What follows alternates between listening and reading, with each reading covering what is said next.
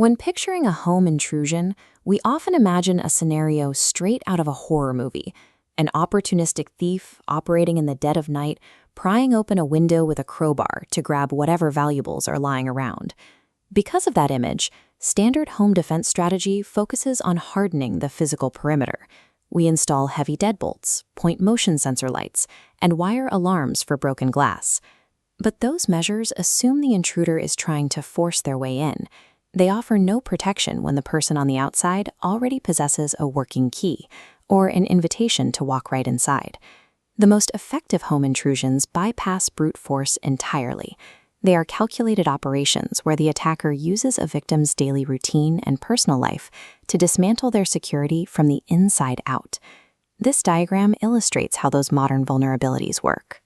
We can trace 3 specific attack vectors where intruders used personal information to bypass physical security without ever having to break a window. The first case study involves a young man living in his parents' home. It was a Friday night, his brother was at a conference, and his parents were at a summer shore house. He was alone, reading in his bedroom, confident in his privacy. Then the floor started vibrating as the garage door opened. After grabbing a baseball bat, he found 2 men tearing apart his parents' master bedroom. The confrontation ended with the victim being choked and struck with his own bat before the intruders fled at the sound of sirens.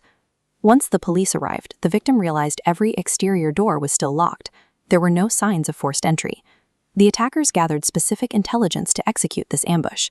They knew the family schedule, the habit of leaving the car unlocked, and located a hidden wireless remote. Because the button was programmed as a garage switch, the intruders walked directly inside. Intruders have no reason to pick a complex lock when they can surveil a victim's routine long enough to find the keys sitting in the driveway. The second attack vector is social engineering. In this scenario, the attacker manipulates human psychology to convince the victim to lower their own guard. Consider a woman who had moved back home to care for her aging mother. One evening, she received a call from an emergency room nurse claiming her mother had suffered a severe fall and was asking for her at the hospital.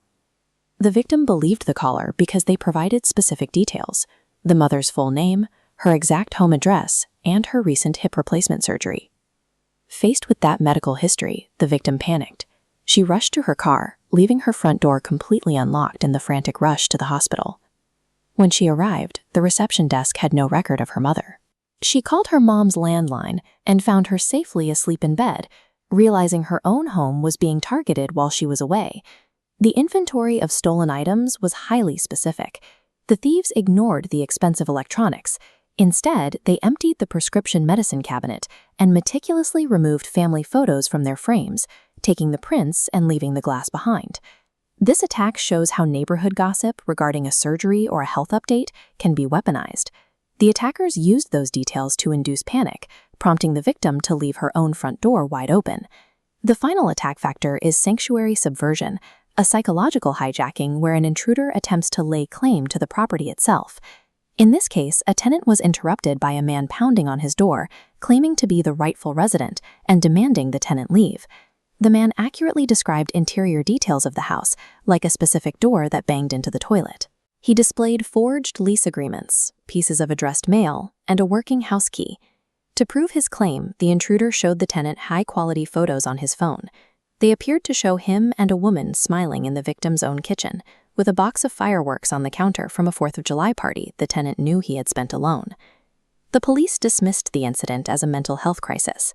Yet 2 weeks later, the tenant returned home to find his house completely trashed. The intruder hadn't forced a door. They had used their copy of the key to enter at their leisure. In this vector, the theft of property is secondary. The real impact is the realization that a stranger has been documenting your private life and mimicking your residency to gain access. While the physical damage in these cases was eventually repaired, all 3 victims described a shift in their perception of home. As the first victim noted, life before and after you've accepted you're going to die are 2 very different things. These stories suggest that in an era of predictable routines and leaked personal data, physical barriers are no longer a complete defense. As this diagram shows, modern home security is defined by the management of personal information. The perimeter now includes your social connections, medical records, and location data. You can double-check your locks every night, but it is much harder to secure the knowledge of who you are and where you'll be tomorrow.